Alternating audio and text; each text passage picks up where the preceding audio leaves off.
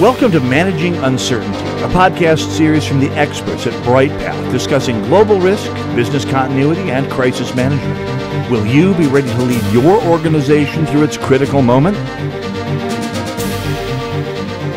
Hello and welcome to the Managing Uncertainty podcast. This is Bryan Strawser, Principal and Chief Executive here at Bryghtpath. And today we're going to talk about high-risk terminations through the lens of thinking about how to prevent a workplace violence incident from occurring during this high-risk termination situation. This is one of the most common questions that we get when folks call us, prospective clients or existing clients, and ask about, a workplace violence situation. A lot of the times they're asking about, how do I deal with this, what feels like this high-risk, high-threat termination environment, and what do I do in terms of making sure that people are safe? And how do I know that this is actually high risk? How do I know that there's actually a challenge here that we may need to think through? And so that's what I want to talk about on this episode of the Managing Uncertainty podcast, dealing with high risk terminations. So let's start with this question. What makes a situation high risk? What makes a termination high risk? And I think as you think about this, it's normal for folks to get a little emotional about what is and isn't high risk. And we want to remove emotion from this discussion and really think about the facts of this particular individual and their actions and behaviors and what we know about them, what risk factors are present in order to determine if something is high risk or not. We start with a couple basic questions. Does this individual, are there weapons involved in the incident for which you're going to terminate them? And the follow-up question is, do they have access to weapons? If they didn't have weapons involved in the incident you're using to terminate, do they have access to weapons? Are they a known dangerous individual? Do they have a history of this type of high-risk, inappropriate behavior? Have they been terminated from other workplaces that we're aware of for this behavior that you're addressing in the termination? I think we also want to think about, what other risk factors might be present. If you have a threat assessment team, a threat management team, then that team should have evaluated this individual to determine, what other risk factors might be present. Are they suicidal? Have they demonstrated intent? Have they laid out that there's a plan for the action they're going to take? Or is their behavior just scary, right? I mean, their behavior, inappropriate commentary, has scared other employees. But those are the things we want to think about as we think about the risk factors. Like, what are the things that are contributing to this being a high-risk environment?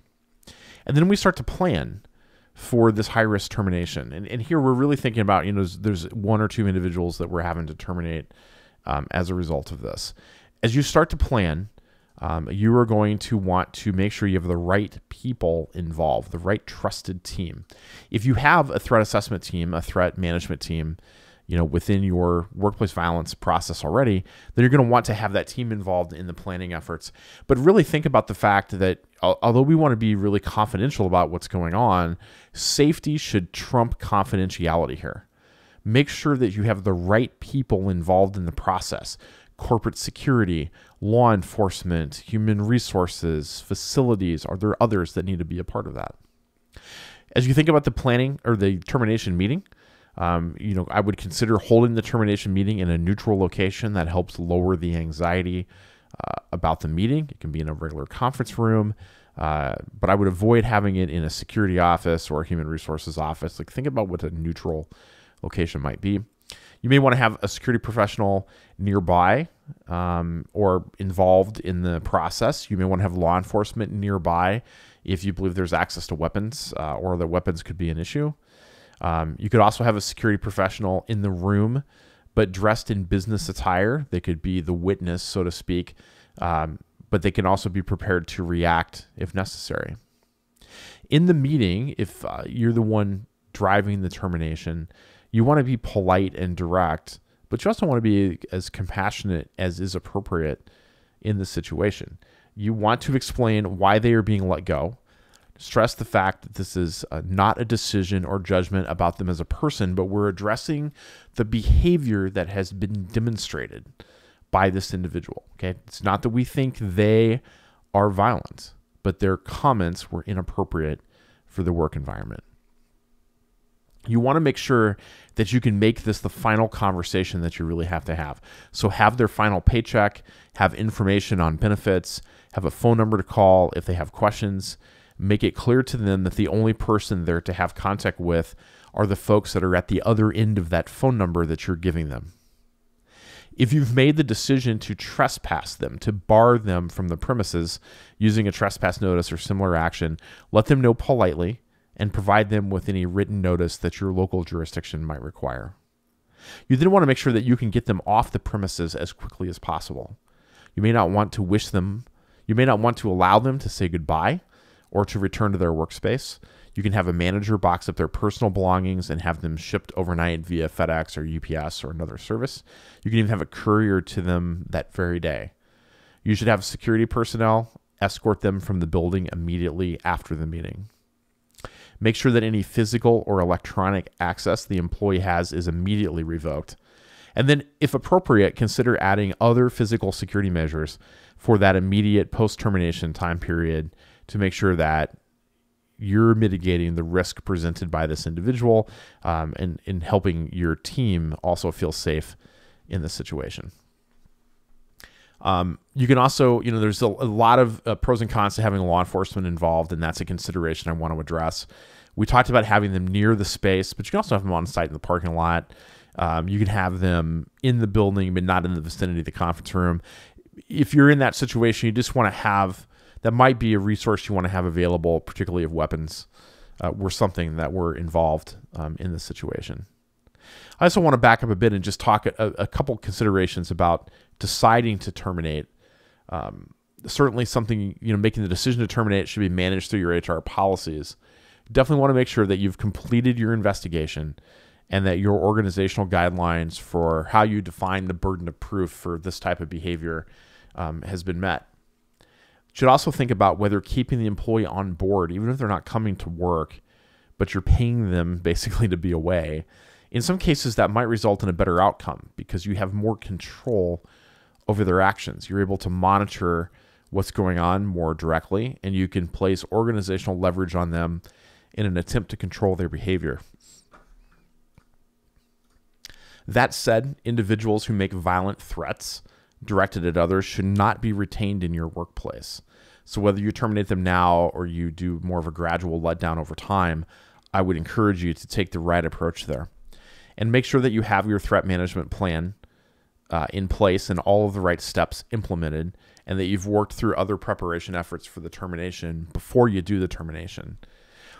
Another consideration, and this is always controversial because it feels like we're rewarding bad behavior, but sometimes just doing a little extra can diminish the possibility, the risk of something else happening.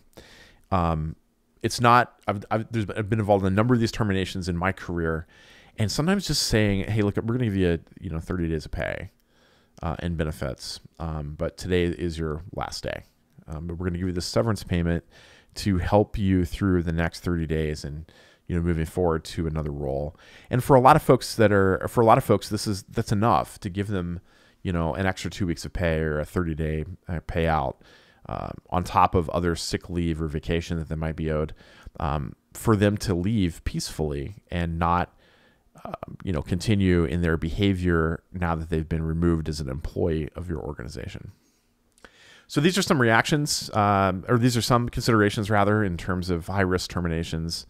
When it's done, when it's over, then there's the discussion about, well, how did it go? How did they react? And how does this impact our plan? Because, of course, you should have a threat management plan going into this. But how do you monitor their behavior over the next 14 to 30 days? And then you can decide whether or not you want to close this out as a threat management or threat assessment team.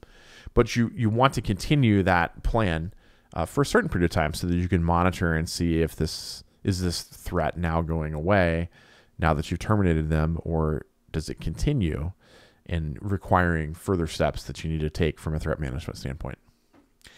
If you'd like to learn more about managing threats, managing high-risk terminations and other types of threats of workplace violence, be sure to check out our Managing Threats workshop, which is a paid course that takes you through all of the aspects of managing threats in your business, school, or educational environment. And our free masterclass on managing threats, which is a free hour plus masterclass that walks through many of the key steps in understanding, engaging the severity, and managing through a threat of workplace violence. That's it for this edition of the Managing Uncertainty podcast. We'll be back next week with another new episode. Be well. Thanks for listening to this episode of Managing Uncertainty, produced by the experts at Bryghtpath. To receive notifications of new episodes, join our newsletter at bryghtpath.com or subscribe through your favorite podcast player, such as iTunes or Google Play. Learn more about the services and trusted advice from Bryghtpath by visiting bryghtpath.com.